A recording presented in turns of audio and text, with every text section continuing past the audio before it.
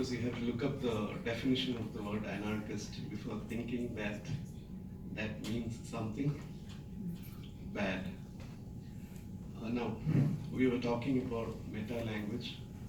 The first time that people come across the prefix meta, I would assume, that was so in my case, and it may be the case with others too, is when you hear of the Greek word metaphysics,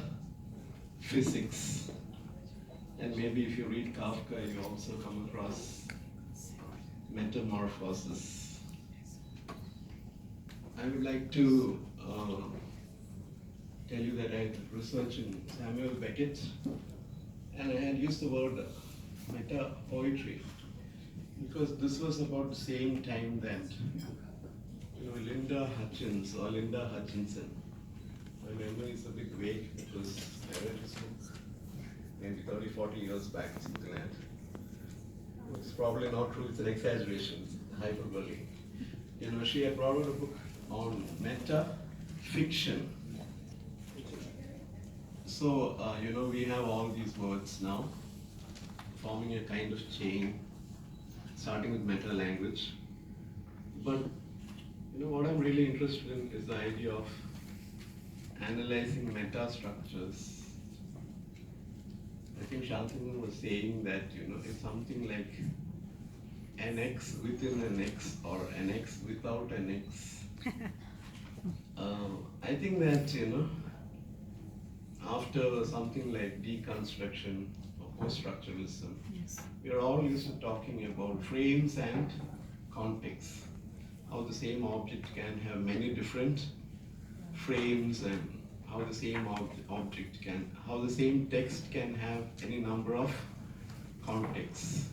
And when we multiply these contexts, which is the actual fact, we come to this word which was very famous about a year back, word of the year, and post-truth.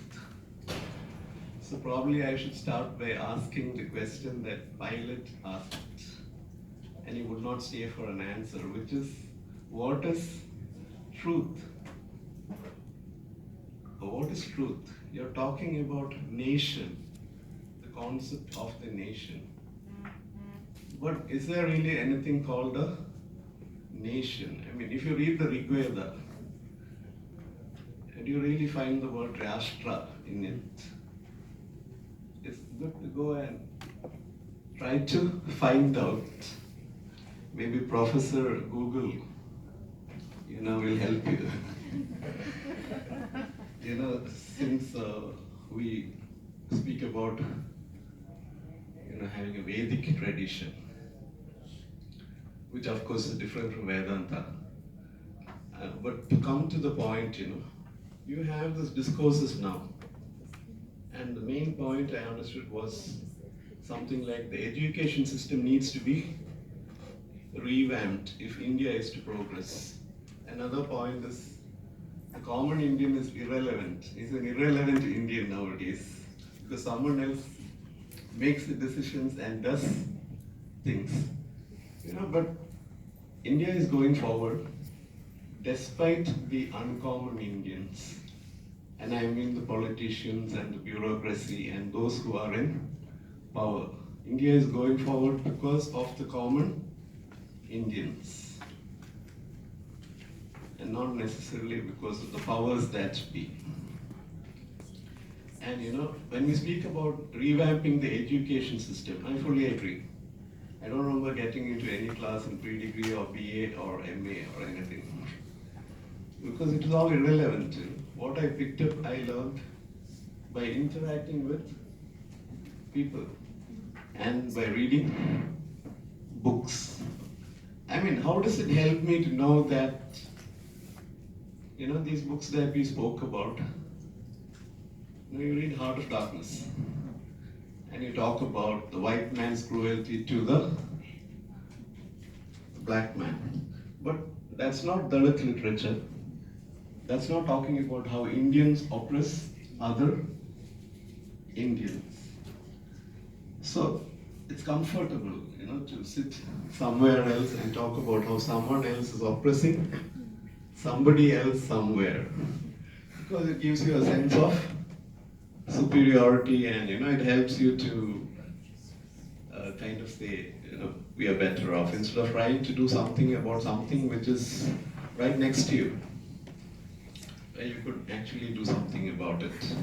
So when I was working in Srishti School of Art, Design and Technology, which doesn't follow any of these educational norms that usual institutions follow, I did an interesting course, which is the point I want to talk about, which was to make the students read all the constitutions of important countries in the world.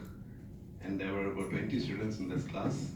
And I said you can break up into groups of 4 or 5, or 1 or 2, or even as an individual student, and write your own constitution after reading these constitutions. And they did it. So, when the Indian Constitution was made, it was based on the idea that there were other constitutions and we could take the best from those constitutions, and we could also write the constitution of our own which would suit our purpose but which would not take away from what had already been achieved by other constitutions in the world.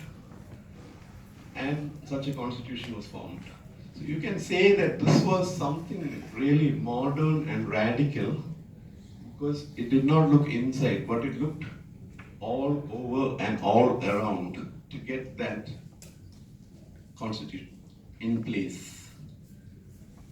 And this brings in this thing. I want to stop here because my aim is more to make myself think.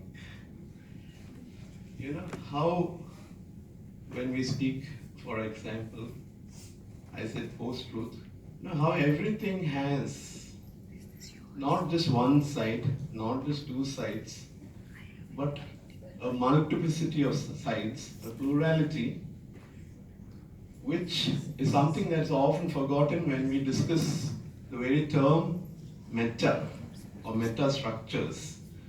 For example, if you say, we should be inclusive. We should be inclusive. But there are also times in life when we have to be exclusive. So it's just not enough to say we should be inclusive, but that's also necessary to say sometimes we have to be exclusive. And when we say we, Derrida says, we automatically posit that there may be a they. It's implicit. There's an inside and an outside. So, thinking of this, I come to religion, and I will close here. I think one of my most fascinating studies throughout my life has been the study of religion. And by studying it so much, I won't say in depth, because everything is a vast ocean. What I've come to understand is that unless we look at concepts like religion, politics, nation, economics, the future, and how it is structurally linked to the past or the present, and unless we look at the meta structures of these things, education, food, air, water, clothing, housing, unless we look at the meta structures of these things, and unless we see this multiplicity and plurality, which is implied by a word like meta-language, unless we enter the realm of metaphysics, when the world, due to technology and other things, becomes not only post-human but anti-human, the real truth is all these academicians and all are just going to be washed away. I'm already teaching distance learning. And how many days or how many years left for teachers to exist is a question. Soon there are going to be no teachers, no colleges, no varsities, nothing. All I need is this. And if you face that question, then you come down to this thing. If you really want to deal with this situation, which is a real situation, where people are becoming obsolete. You don't need people anymore, if you really look at it. Yes. So what are we going to do in the future when we are not needed anymore by the future? And the answer can be provided by such discussions. I don't have it. In Delhi in a conference.